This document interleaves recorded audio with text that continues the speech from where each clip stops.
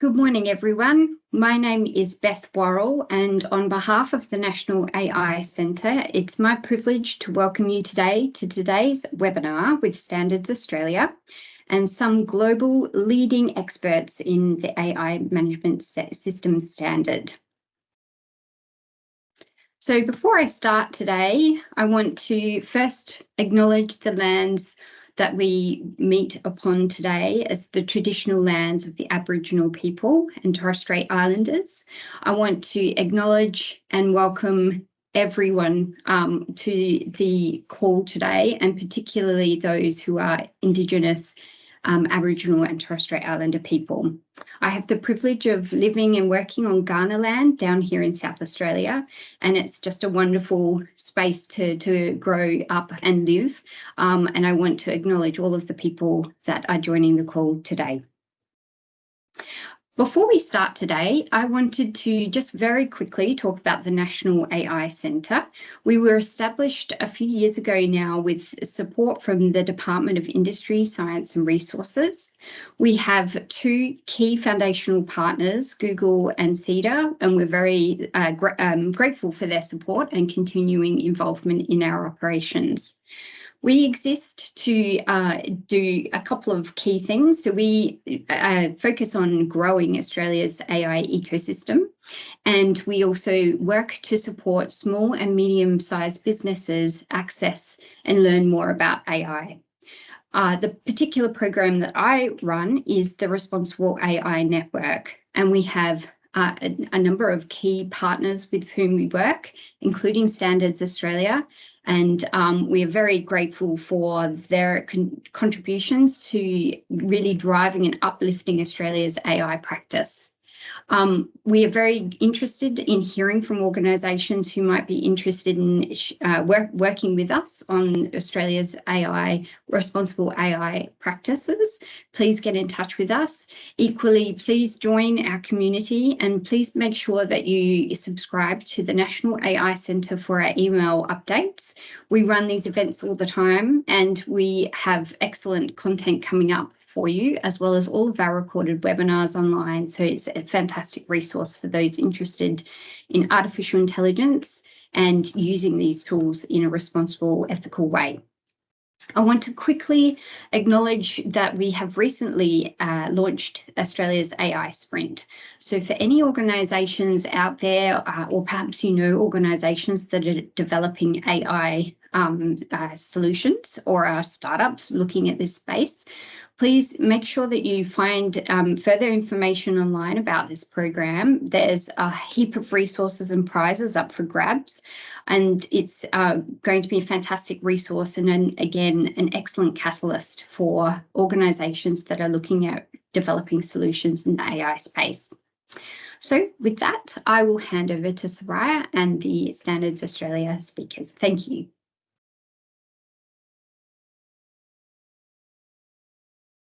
Hi, thank you very much, Beth. I'm Soraya Sellinger. I lead our critical and emerging tech work here in the Strategic Initiatives team at Standards Australia. And I'd like to thank you all for joining the webinar today. We're really thrilled to finally have this standard out. We've been talking about it in these webinars for probably 9 months now. So it's very exciting to have such an essential publication as part of the AI framework release and in the market and ready for use.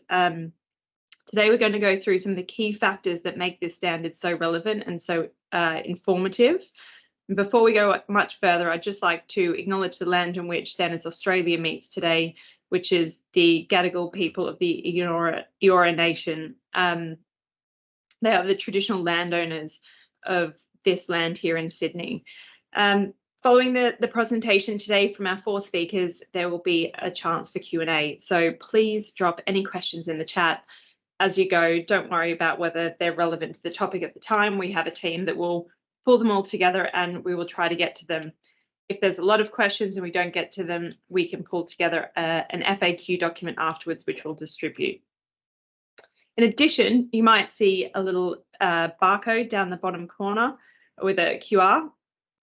Please scan that and it'll be taking you to an expressions of interest page for a 2-hour eLearn training module that we've developed in partnership with the Australian National University and their School of Cybernetics. That eLearn is specifically dedicated to giving you a very deep dive and practical interpretation of the AI management system standard. So it is a very exciting piece of work that we're really proud to pull into market, and you should be able to access that by the end of next month and start learning more about the standard. Now, next slide, please. Our four speakers today are Aurélie Jacquet, Dr. Kobe Lyons, Harm Ellens, and Professor Lyria Bennett-Moses. We're really thrilled to have all of them. I'll give you a very brief biog of each one of them just before we start. But before we do that, we're going to have a quick poll. So how familiar are you with the AI management system standard? There should be a box popping up any minute now. Please participate, and we will pull together the results and let you know throughout the session. Our first speaker today is Aurélie Jacquet, who I hope most of you know if you have any inclination of what's happening in Australia with AI. She is very much at the spearhead of that work. She's the Director of Ethical AI Consulting and very much a leading figure in the Australian context in terms of AI work. She also chairs Standards Australia's Committee on Artificial Intelligence, representing Australia at ISO and IEC. She is also a co-chair of the first accredited global certification program for AI, developed by the Responsible AI Institute and the World Economic Forum. So over to you, Aurélie.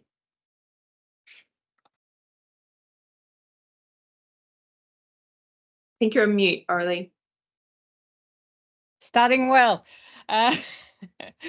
It's a pleasure to be here. Thank you, everyone. I think we had a few sessions on AI standards, so I'm just going to do a very generic introduction to remind what the ISO standards are and what's how AIMS 42001 fits in the broader picture, and then I'll pass on to my talented fellow presenter.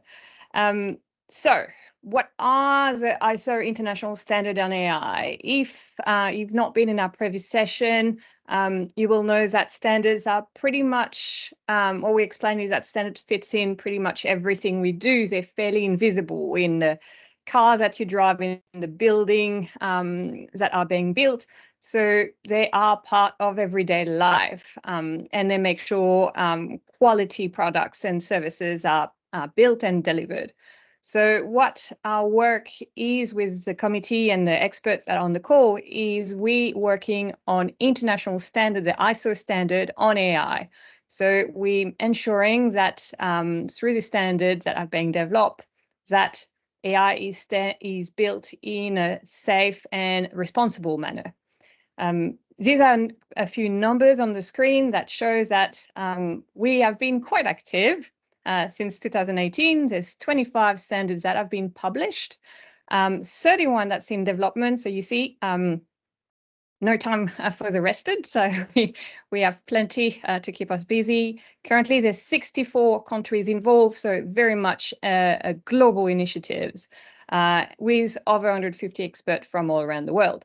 But what we're here to talk about today is very much that one special standard. I tend to say it's the crown of the jewel of all the standards. It's the AI management system standard. And why are we here to talk about it? It's because it's actually enabling the certification of organization using AI system. So if we go to the next slide, I'll explain a little bit more about that point. Next slide, please. Thank you. No, too fast. So how standards can foster justified trust. So obviously AI is an emerging technology. We have been building a repeatable process from a technical perspective, but also from a governance perspective within the standards. And how we enable certification is through ISO 42001, the standards or AI management system standard. So if you've got one number to remember from today, is 42001. And why? Because it is the first international management system standard for the safe and reliable development and implementation of AI. So it's really here to help business and organization develop a robust AI governance framework. And the particularly important piece about that standard, that's the second fact to really remember, and we're going to hammer home today, is it's the only AI management standard that is certifiable. So if you ever come across AI management standards that are widely used and particularly important in the day-to-day running of organization, I'll refer you to 90-2001 on quality management or 27,001 on information security. These are intrinsic part of how organization work and ensure security of the information and quality management within an organization. So 42,001 is the same for AI. And you see, there was a release of from in the UK of what a paper on AI assurance and an explanation of how AI assurance work. And they made a really good point on how effectively 42,001 can really help gain justified trust. So next slide now. Thank you.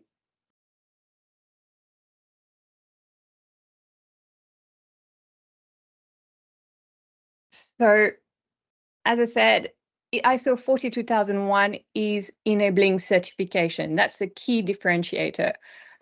It is the only standard that specify requirements through the AI lifecycle for an organization to manage the AI system responsibly. So it is about managing risk. It is about focusing on trustworthiness, transparency, and accountability.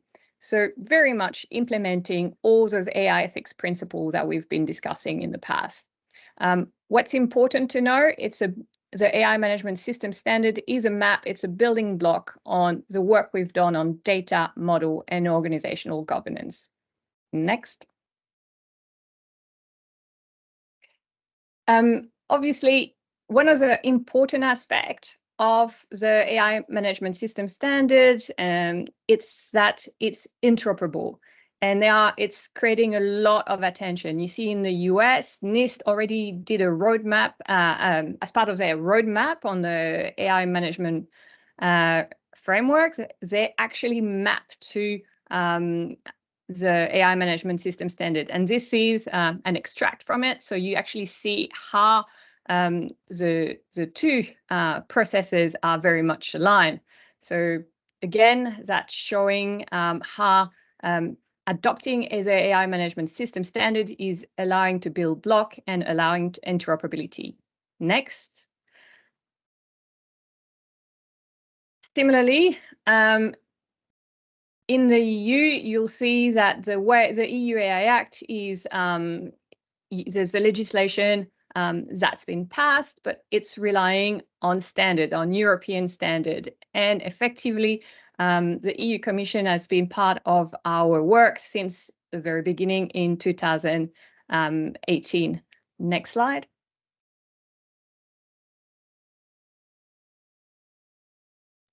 Under the UI Act, everyone knows there's a CE marking. That's so the certification of AI system is one of the tools of the artillery of the EU AI Act. And this is explaining how this certification will be delivered. But the one important thing to remember from that, how does the certification of the EU link to ISO? Next slide.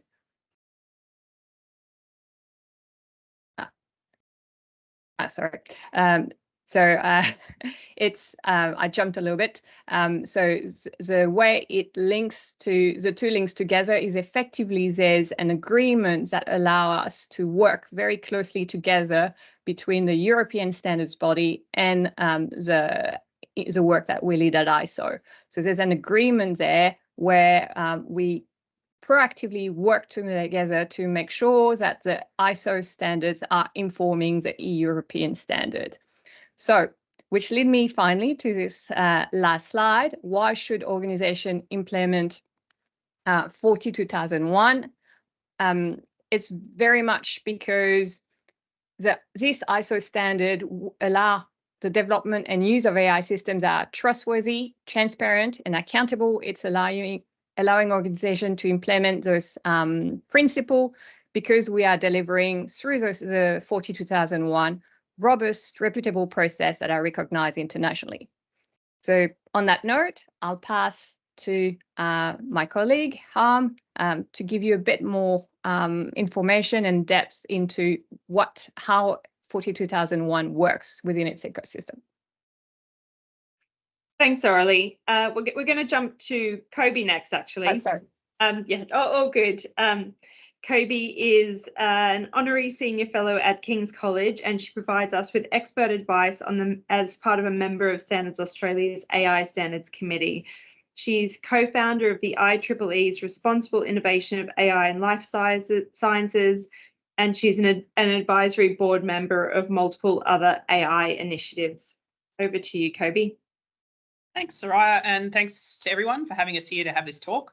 It's unusual to see other people in the room because the four of us have spent so much time looking at each other on screens throughout COVID, writing these standards. So it feels a little bit like a party to be able to come to you with some information about this standard finally. And I'm just going to riff really quickly off the information from the poll, because I think it's really a really good place for me to start talking, which is my angle is going to be a little bit more from risk, which is obviously the most exciting and interesting part of the standard.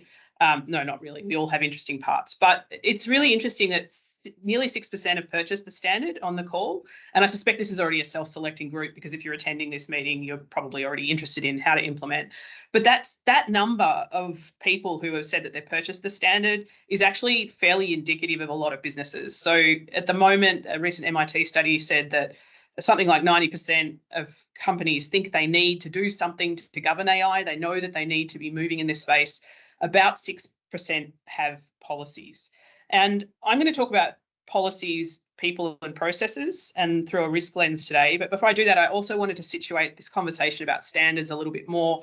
An interesting statistic that I came across recently, reading Nancy Levison's book on systems engineering, mentioned the fact that the largest loss of life in New York prior to the September 11 incident was actually boats catching fire and people drowning on boats in New York. It was a massive issue. And the trouble was that you had steamboats that used wood, and there were no regulations about how these boats were used, and people didn't know how to swim largely at that time. So what happened was that a group of experts or a group of people who were concerned said we need to have some standards around this. And so the boats building started to be standardized, the deaths started to reduce. And as Aurelie's already touched upon, the idea of standards is often the beginning of where regulation follows. I always talk about sort of the cobblestones of where regulation will follow, but also really interestingly international in the ISO context, standards can also be local in order to respond to a particular problem. So although no boats are on fire in the case of AI, what we have seen are a lot of cases where things have gone wrong, and a lot of cases in the headlines. Just this week, we had the Canadian flight company where a chatbot provided false information. They were held to be liable. Every week, there are increasing amounts of litigation, and I think we're going to see more and more of those. So although everyone thinks they should have policies, finally the standard has arrived, and they are starting to, but the policies are not enough. And I think a lot of you might be joining this call, even if you don't know a lot about standards, going, well, so what? There's this new 42001 document. What does it actually mean? The first step that companies will do is that they will purchase the standard, hopefully, and then they will use the standard. But even doing that is not enough. The policies that you're going to implement internally in your company should ideally reflect a board risk appetite and flow down into your company. Okay, so you've got the policies, and this is where a number of companies sit right now. A number of companies have had data ethics policies for a long time. And again, a lot of research shows that even with data ethics policies and AI frameworks, it's not really enough to manage AI systems. What this standard does is provide a framework, not just for the policies, but also the people and the processes. And that's what I really wanted to dig into today. The processes are the hard bit. The processes are where you embed actual systems to review AI that are consistent, ideally linked with your other risk management processes, and that also are looking at risk in a holistic way. And I'll get to that in a little bit more detail when I talk about the people. But when we're talking about risk, we're not just talking about the litigation risk. We're not just talking about customer harm risk. we're actually talking about broader risks. And my slogan around this is always that data ethics and AI governance is actually a set menu, not a smorgasbord. You don't get to choose which things you do and don't include. What you do is have a corporate risk appetite, and within that, you're going to need to consider lots of different kinds of risks. They might be unintended, they might be using data in ways that people wouldn't expect. They might be having outputs that are going to affect people negatively, and we've seen a lot of those already in the public sphere. But thinking about that from a process perspective, how do you do an AI impact assessment? How do you capture that risk consistently? How do you actually make sure that you're getting a view that is actually aligned with your company's, if you're a small or a large company, with your particular positioning? And then importantly, if you're a global company or if you're thinking globally, this is a global landscape. So if you want to engage, you're going to need to be thinking about these things, not just for what's best practice in Australia. We don't tend to lead in this space. What it is going to be is be thinking about what's best practice elsewhere and what are others going to expect. And so we're going to see an uplift, I think, in the increase of maturity. And the last piece is the people. And it's the piece that's most often overlooked. Aurelie's already touched on the fact that this standard requires certification. You're going to need people who are qualified to do the audits. You're going to need people who are qualified to do the AI impact assessments, but you're also going to need a fundamental people change within companies where people are able to call out risks, and this is also in the standard, to be able to say, look, you know, I'm a data scientist, I don't have access to the C-suite, but I've got a concern. I've got a concern that, like in the case of the Volkswagen case, you know, this car is doing a particular thing when it's being watched, but not when it's not, and this is going to have effects. So we're going to need to have a culture of people where people can actually raise concerns and be participating in ways that are not happening right now. That's a really, really short and very an incredibly brief overview of the risk aspect of AIMS, but I'm really excited to hand over to my colleagues and to continue this conversation. I really look forward to having your questions. Thanks.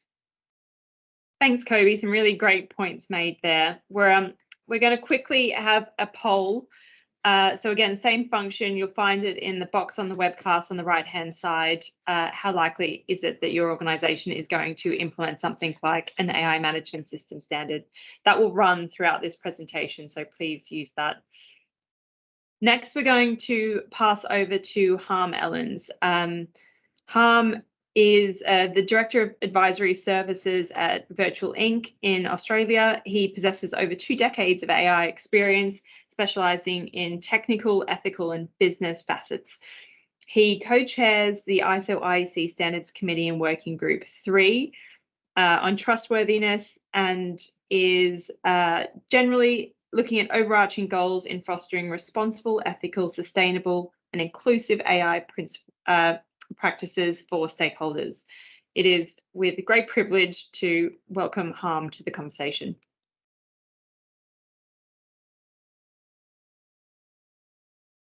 Thank you, Soraya. Yes, let's go to the first slide. So we've talked at a high level about the standard, and we're going to do a little bit of a deep, well, let's call it a shallow dive. We're going to do a deep dive next week, and I'm sure you'll get an invitation for that shortly.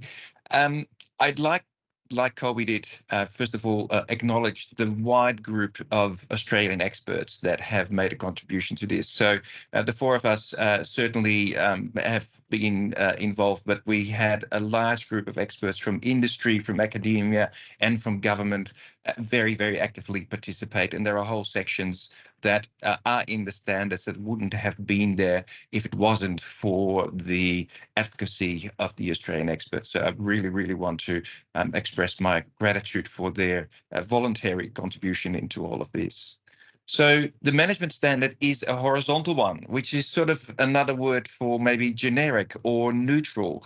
It can be applied across all industries, and it can be applied to a very, very, very wide variety of AI applications. But already we see that certain industries like financial services are actually looking to make domain-specific variations or additions to the standard. So this is in effect the first of what is expected to be a series of management systems for AI. Now, as we mentioned before, from about July onwards, we expect that conformity assessments will become available. So as an organization, you can have your AI management system certified. And as Aurélie pointed out, if you operate your systems in Europe, this conformity assessment might actually become mandatory for certain use cases. We mentioned financial services chatbots. They are definitely within the scope of conformity assessment, as is facial recognition, for example. And then finally, I think Soraya will touch on this a little bit later. This standard has been identically adopted in Australia as AS 42001. And to get yourself a copy, go to the Standards Australia website. Next slide, please. So we touched on this already, and it's worthwhile sort of looking at 42001 as being informed by a number of other AI standards and guidelines. But one of the first things to consider when we develop and we go about implementing the AI management system standard is to define an AI policy and the objectives for the use of the AI system. And information about that can be found in an additional standard that relates to the governance implications of the use of AI. And at a high level, it requests organizations to refine their policies, particularly when it comes to AI, and to set clear objectives for the whole organization as what it is that the company seeks to achieve, and use that as a touchstone to the subsequent work that's being undertaken. It also makes some recommendations around the resourcing, both for the AI management system itself and for the requirements of staff in the organization. Now, we've touched on this a couple of times already.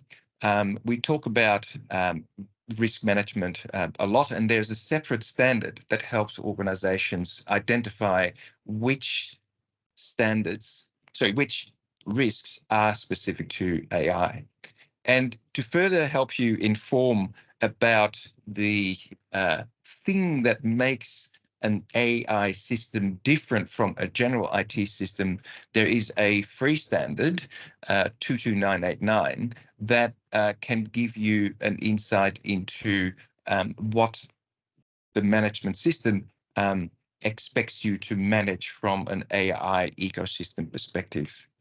And equally important, it assigns roles to organizations. So you might be an AI producer, or you might be an AI service provider, or you might be an AI consumer as an organization. There are roles for individual AI users. And the AI management system has to take these roles into consideration when it comes to selecting and forming policies and procedures. So in the box on the right-hand corner, you see there should have been another standard, and we might touch on that in a second. Ignore that for the moment. So let's go to the next slide.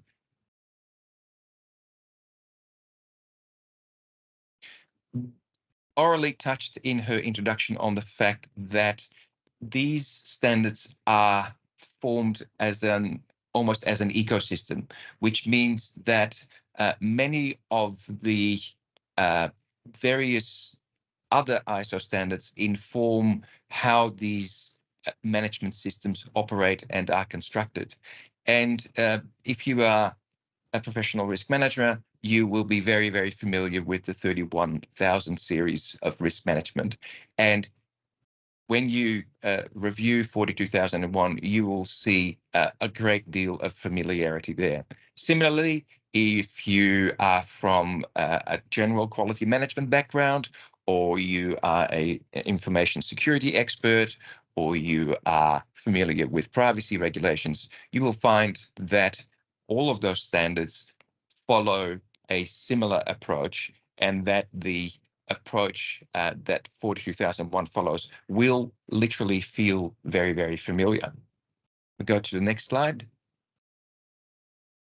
So bringing all of that together, I just want to highlight here a new standard that you can already download and purchase from the ISO website, and that is ISO IEC 42005, the AI Impact Assessment. And the reason why I call this standard out here is risk management tends to be somewhat inward focused for organizations. It's the risk to the organization that typically takes precedence in many, many discussions.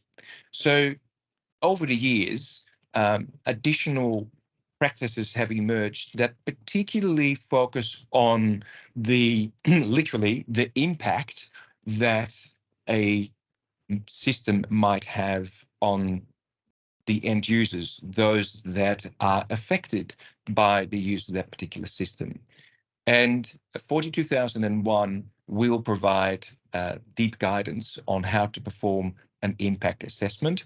And the impact assessment is a cornerstone within 42001. Now, the next couple of slides, I'll skip over briefly because we will go and do a deep dive on them next week. But if we go to the next slide. Here are the major clauses out of the standard itself. So it requires organizations to define the context in which they operate, leadership commitment, a commitment to developing policies and defining roles and responsibilities, plan for risks, for impacts, for change, and achieving the objectives, to make resources, competence, awareness possible within an organization, communicate and document the management system itself, and how it then is frequently reviewed and improved. Next slide. We talked about objectives before, and as I said, we'll go into a deep dive around these various objectives next week, but you will see a number of objectives here that might look fairly generic, but then there are also some very, very AI-specific elements in here, such as transparency and explainability. Next slide. Here are some of the AI-specific risk sources, and again, we will touch on them next week, and we will go into more detail as to how to identify them, how to assess them, and how to manage them. Final slide. And Colby touched on the role and importance of processes, right? And the way that we actually sort of instantiate these processes in artifacts are through control objectives. And again, this information is contained in the standard itself. So it provides some initial guidance to an organization that goes to implement the system. And there are some very detailed suggestions on how organizations might go about it. And we finally wrap up with policies, because this is the part that many end users in particular will eventually be confronted with. And when you look at these, some of these may already exist, like AI policies. So they have to probably be modified in order to conform to the expectations of the management systems. Others, you may have to go and set up from scratch. So with that, I'll hand it back to Soraya, who will then hand it over to Lyria. Thanks very much, Han. And our final speaker for today, last but not least, Lyria Bennett-Moses, whose personality is larger than life, as is her her biography. Professor Liria is director at UNSW Allen's Hub for Technology, Law and Innovation. She's the Associate Dean in the Faculty of Law and Justice, and she's made significant contributions to the development of AI standards through her involvement with Standards Australia and the IEEE. Liria, over to you. Thank you. So if we could go over to the first slide. This is going to take a little bit of a zoom up. So we've gone a lot into the details of the standards, but what I wanted to do is, I guess, explain where this sits in all the things. Because ultimately, if you're an organisation, there's going to be many sources of influence as to what good looks like for artificial intelligence. Lots of different organisations, government and non-government, coming up with their own description and formulation. So starting off with government, at the moment, most of what we're seeing is sticks, sermons and carrots. So if we're thinking about the sticks, that's ultimately what law is. So we've got, these are sort of rules, you know, in statutes and regulations that sit under those statutes where organisations have to comply with those rules or there's some kind of consequence. And we can divide that into two types. On the one hand, there's the proposal that government is working on now to have a law that will provide rules specific to high-risk artificial intelligence. That's still in development, and we haven't seen exactly what that looks like yet, but there's some discussion from the minister in terms of the direction that's going. But very much what we do know is that's going to be focused on high-risk use cases. At the same time, we also have a whole bunch of other law that applies that doesn't mention artificial intelligence but clearly applies to it. This includes laws around things like discrimination, the Privacy Act, but as well as sort of general law that applies to artificial intelligence as much as it applies to anything else. So negligence law in tort, for example, is applicable even if AI is involved, and contract's another example of that. As well. A good recent example actually is Air Canada's chatbot. I don't know if people have followed that story, but where Air Canada ran a chatbot on its website, the chatbot gave incorrect information to a customer about whether a refund would be available in the particular circumstance, and ultimately was held to what the chatbot said in terms of its obligation to that customer. So that kind of law remains, right? And organisations will have to continue to comply with it. At the same time, the government also does what I might call sermons, right? It tells organisations what they ought to be doing, but in ways that don't come with a stick. So Australia's AI ethics principles are an example of that. In addition, it can offer carrots. So, for example, it can use things like its own procurement policy to say we are only going to procure particular categories of goods and services that meet particular needs. So organisations that follow that prescription will have an extra customer in government, whereas organisations that don't will miss those procurement opportunities. So government has all of those kinds of tools at its disposal. At the same time, government isn't the only player here telling people what good looks like. So standards really sit in that non-government example, right? Standards are coming from the ISO or from other organisations, and what they are doing is they are saying, this is what we think you should do in the context of AI if you are designing or using AI, right? So that is sort of another universal source of advice. Now, they vary in terms of various things. So some standards like 42001 is a management system standard, right? It's basically giving organisations guidance as to the policies they need to write, the processes they need to put in place to do AI well. But there are other standards that can provide a lot more technical information on use cases and so forth. So there's a whole universe of standards there. Ethical principles is really sermons coming from elsewhere, right? There are hundreds of lists of ethical principles that have been put out there in the universe, and they're not only by governments, they're by organisations of academics, industry bodies, various coagulations of these things that have also put out various kinds of guidance. And it goes beyond that, and I've used a sort of very broad heading of requirements because requirements come from many different places. They can come from entities that have set up markets. So if, for example, Apple's App Store says we only accept apps that meet particular requirements, then if you want to be part of that market, you have to comply with their terms for entry. But customers will have requirements far more broadly.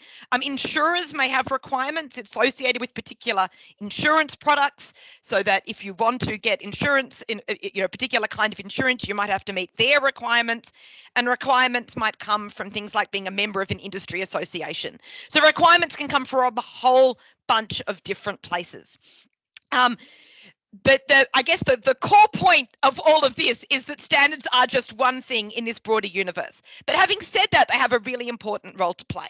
And I'm going to come back to that after a very brief interlude. Next slide, please. And the interlude is about definitions.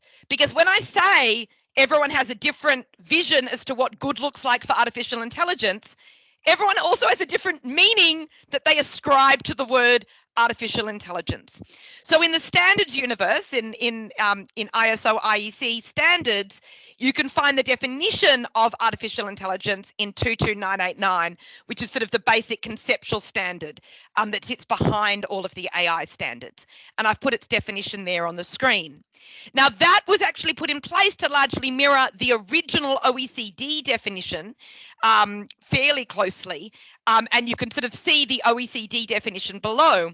But the OECD definition has itself been amended since 22989 was put out, and you'll see a sort of chronology here mirroring much more closely the definition that is now the EU definition in its AI Act.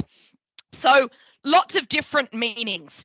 Now, in a sense, the definition becomes most critical when you're talking about law, right? So when the EU puts a definition in its AI Act, that definition matters in a really fundamental way, because you're either in or out of the Act, depending on whether you're in or out of that definition, which is whether the sticks will affect you or not. Whereas in standards, they can afford to be a lot looser in terms of definition, because standards are ultimately voluntary. So organisations can interpret the definition given in the context of their own applications and decide where that standard is appropriate. But the EU definition, and I just thought I'd point this out, is particularly interesting because it ultimately comes down to one word. So if you delete everything in that definition that's optional, so varying levels of autonomy, outputs such as may exhibit, you take out all the optional elements and you look at the core, everything hinges on the word infers. Ultimately, AI systems are systems that can do this verb inferring, which I think creates a whole bunch of problems, because I'm not sure that's a very clear way of distinguishing computer systems from each other. Because anyway, many reasons, and maybe for a different occasion, but just to note that important thing that everyone's talking about, obviously overlapping concepts, but slightly different things. So moving to the next slide. Okay, so I just wanted to highlight, I suppose, through an example looking at reliability and safety, how these different things might play out, right? So if you look at, for example, Australia's AI ethics principles, you can see there's a principle around reliability and safety. Throughout their life cycle, AI systems should reliably operate in accordance with their intended purposes. And then there is some detail which generally refers to things like proportionate safety measures, monitoring and testing, risk management, and clear allocation of responsibility. Now, in a sense, that's all good, but it doesn't really tell you the how or what particular things you need to put in place. So if you go to 42001, you can see a little bit more on the how, right? It starts with this idea that organizations actually have a policy, and there's some guidance as to the kinds of things that need to be in that policy. In terms of allocation of responsibility, it discusses assigning roles, right, with particular responsibilities. In terms of risk management, it goes into some detail on what that looks like and how it links with impact assessment. There's also a lot of guidance on this kinds of supports that need to be given for all of these things to happen, and a kind of life cycle approach of evaluation and improvement, which is flagged in the ethics principles, but there's a lot more detail in the standard. There's also then, in addition to sort of the sort of front end of the standard, appendices that set out the controls. And these provide a lot more detail, including implementation guidance around those elements, right? So around things like roles and responsibilities, around the different kinds of resources required, including data and tooling requirements, around impact assessment, how you manage that with the system lifecycle and data, around mechanisms to report, record, and act on concerns and adverse impacts, so that, if you like, it fills in the kind of high-level principles you can find in Australia's AI ethics principles, and indeed ethics principles generally, I think, have that fairly vague quality with a lot more kind of like, this is what we actually need to do, or these are the kinds of steps we need to consider taking. Now, law sits, if you like, in parallel with all of that. And some of the stuff the standards are not going to tell you how to comply with the law. They can't. They're international standards, and the law in each jurisdiction is different. So law remains fundamentally important. However, they are related. So, for example, if you comply with the standards, first of all, you're less likely to end up in litigation around some kind of problem, but also in the context of litigation, depending on the nature of that litigation. So, big complex question. But compliance with the standards will certainly be relevant in many cases in terms of protecting the organisation against liability.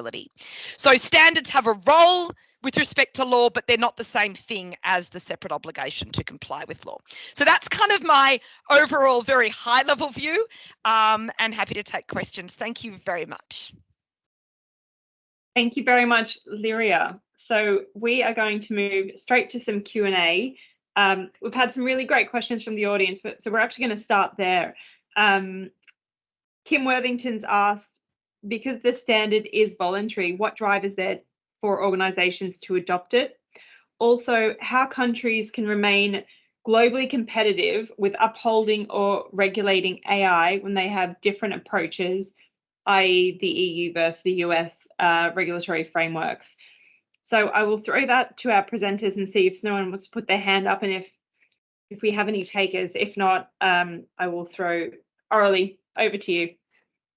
Maybe I'll start with the second part of the question. How can our country are remaining globally competitive when regulating AI? And while there's an impression that there's fragmentation, standards are building bridge.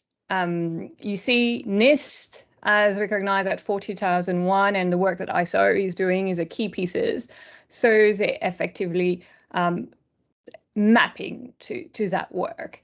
Equally, the EU AI Act, the way they use and leverage the work that we do is to ensure interoperability.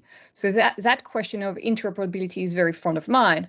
And as I said, because we have all those 56 countries that are involved and ensuring there's a coordination process. So that's the one piece to keep in mind. That's the work that we do help build those bridges effectively. After that, everyone can understand, once they have those bridges, the common pieces to adapt to the local values or the local requirements. But at least it gives us common denominator to promote innovation and enable to scale AI responsibly. Great, thanks. Lyria, I can see your hand's also up. Thank you. So I thought I'd come in on this. So mainly on maybe the first part of the question, what drive is there for organisations to adopt it? I mean, ultimately, organisations have to do good governance, right? They have to consider all the issues and think about the impact of their products. This is merely if you like, it's almost like a checklist of things to consider as to how to do that well. So by having that checklist, organisations can actually make choices. So the standard does have a measure of choices. Organisations can look at a particular control, for example, and decide that for various reasons that control doesn't apply to their product. But nevertheless, they've thought about it, they've addressed it, they've documented why they're not doing that thing, so it's a useful tool, if you like, rather than a mandatory thing. The second thing I wanted to sort of address is the sort of the sort of fact that what you end up getting from different governments is these kinds of different regulatory regimes. And I think standards can have a really important role to play depending on how government plays that. So what standards, what governments have an option to do when they're formulating their own sort of jurisdictions legal requirements is to reference standards as a means of complying with various legal requirements. So this is a government choice, but governments can, for example, say a very high-level statement in legislation, and then in the guidance documents point to standards as one way for organisations to provide evidence that they have complied with that legal requirement. And in that context, where that is done, standards, there's obviously an additional incentive for organisations to comply with those standards. But even if it is not done explicitly, it is nevertheless often a useful means to demonstrate to a regulator that you have taken the kinds of things that legislation deals with seriously. But standards cannot themselves be sort of an alternative to complying with legal obligations, just to be clear. Obviously, organisations have to comply with legal obligations, and standards don't themselves internally deal directly with the law of any jurisdiction. Great, thanks, Lyria. So we have another question from Sarah, which is, are you aware of any more detailed guidance / processes being worked on for the impact assessment?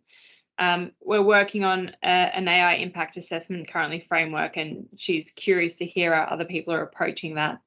Would anyone from our panel like to take that question?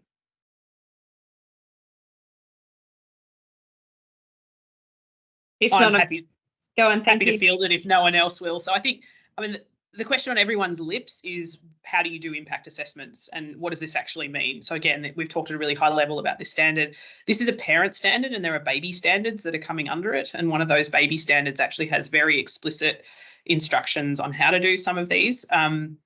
The impact assessment models, there are many available, and I'm sure Sarah's aware of those, that different places have offered up different questions. But from my personal experience and doing this professionally, I find that the questions and the checklists are not enough. Again, it comes back to that processes and people, that you need to have the right people in the room at the right time. The thing that I would also say about the impact assessments is that if they're a standalone tack-on assessment at the end of a long line of other assessments that you have in your organisation, that's problematic. It takes too long, it's consequential, you don't have the right people in the room. The reason I love AI and the reason I work in this space is that it's complicated and it's hard, and you have to actually work across disciplines to have conversations together. And so impact assessments, in an ideal world, I think the companies that are going to pull ahead are the ones that are going to roll the assessments together and be able to do them in a much faster, documented, more fulsome way, because they are going to be able to use the tools more quickly and be able to use them safely. And that is really the key here. I don't think many companies have got this right, but the companies that do will win at this game. And it's all about the governance. If you can govern these things effectively through impact assessments that are rolled into your other impact assessments that are documented and auditable, which the standard is going to require, you can then use the tools safely and avoid the litigation or the risks and the sticks and stones that Lyria was referring to. I love your model, Lyria. That's, yeah, fantastic. But yes, definitely look out for that standard, and there will need to be greater expertise in this area. There's definitely a shortage of the skill set in Australia at the moment. I mean, Kobe, while I've got you, there is a question that's related to that, which talks to governance, but more the board risk appetite. Paul from the audience has asked, what does that look like? And are you seeing fear or excitement from boards in terms of adoption of anything like this? Yes. Yes is the answer, Paul. Yes, there is fear, and yes, there is excitement. More generally, I think boards tend to be a little more cautious because they're personally and severally liable. So they tend to be asking a lot more meaningful questions. The enthusiasm tends to come from execs who want to show that they're hitting goals and using AI, because all of the news reports are saying that their neighbours are doing it already. And so there's a huge fear of missing out. What I think is really important from this piece is not actually whatever the risk appetite is that's set, although that's also clearly significant for the impact assessments. But what it does is it sets the tone for an organisation in a way that you should ideally be then capturing whatever that risk appetite is in KPIs for executives, so that they then have a performance requirement in addition to the impact assessments. Those business owners of those tools, when they're reviewed, will need to be accepting a certain kind of risk. So it puts the onus back on those individuals to do that. So again, there's sort of a structural people piece to the idea of approaching it this way. There's not 100% agreement across the board that you need a risk appetite. It's a personal view of mine, but it's very helpful, I think, because you need the top down and the bottom up for this to work, because it's an organisational wide change in behaviours that you really need to see. So it's quite a big piece of work to do AI governance properly. Yeah, and it's a good point, because a lot of these organizations then want to go on to say that they're certified, to have that badge and say, look, we're doing the right thing. Kush from the audience has asked about how does any organization become a certifying authority for the management standard, and what are the pathways for conformity assessment at the moment around AIMS? I'm going to throw to you, Harm. Thank you, Soraya, and thank you, Kush, for that question. Colby mentioned the baby standards that sit underneath the parent standard, and one of the baby standards that is being developed at the moment is 42,006, which basically outlines the requirements for organizations, and already standardization certification organizations are preparing examinations for that. So this is happening in Canada, this is happening in Germany, and there will be exams for auditors and lead auditors, as well as exams for implementers and lead implementers. And this is broadly expected to become available in Australia sometime around the July timeframe. In addition, ISO is working on a handbook that will help organizations and auditors actually construct the management system and how to perform an audit. So there's a lot of work going on in that space. Thanks, Harm. And we've got, I think this will be our final question just about, or maybe we might have time for one more, let's see. Claudia's asked about the evolving standards like ISO 42001, focusing on management. What are the other presenters' views on how standards might influence the development of human-centered AI, and will that have an impact on shaping legal frameworks to better align AI technologies with human values and ethics? Aurelie, I think from the ethics and governance perspective, I'll throw to you to kick this off. Thank you. So human are always at the forefront. There's a one that using AI and developing AI. So the focus is always on that human perspective. And obviously, when we're looking at this technology, we have very much in mind the impacts that AI system can have on individual and society at large. And that's why, just to hammer it home, one of the central piece is the impact, like where we focus, we have a standards dedicated to impact on identifying impact and managing and mitigating those impacts on group of individual and society. So that's very, very front of mind. I'll actually going to pass to Harm, because he's been working on a very important piece when we look at impact on societies. Like he's been leading the work on sustainability and AI. So Harm, I'll let you talk to this one. Thank you. Yeah, and at the risk of turning this into a number soup, we are working on a technical report that basically documents the environmental sustainability aspects of AI, and I've been the project editor for that, and we're going through an international commenting process at the moment that has provided a great deal of positive feedback, and we expect to publish that report towards the end of the year. The other project that's going on actively, and if anybody's interested in participating in that, reach out to me or to Soraya. It is a technical specification that provides guidance on addressing societal concerns and ethical considerations for artificial intelligence system. It's been a very, very hard-fought project to get off the ground. There are many interests that would prefer this not to go ahead, but we've managed to gain international consensus that this project should go forward, and it will put some formal guardrails in place. We use the word guardrails a lot, but not much of it is actually being formalized, and this project will formalize guardrails to address societal concerns and ethical considerations in AI systems. So come and join me and other Australian experts if you think that you want to help put those guardrails up at an international context. With that, what an excellent way to wrap up our panel today. Thank you very much to all of our fantastic speakers and everyone who joined us today. It was a really great session. Just again, we are launching our training course, which will be specifically looking at the AI Management System Standard in depth with the Australian National University and their School of Cybernetics. So equally, please come join that course and learn a bit more. And I will throw to Beth to close out the session. But thank you from Standards Australia. Thank you so much, and thank you to all of those people who joined us today. We've had a fantastic response to today's webinar. We will make sure that this recording is available soon on our YouTube channels. We'll be also sharing some follow-up information for all of those who have registered today. Please again remember to subscribe to the National AI Centre for more access to informative, exciting, engaging webinars such as this. I want to also thank all of the speakers today. Certainly, my hands are almost bleeding with the amount of responses that I had to type into the chat. Such was the enthusiasm and engagement that we had from the audience. So thank you again, and look forward to seeing you on our next webinar. Thank you, everyone.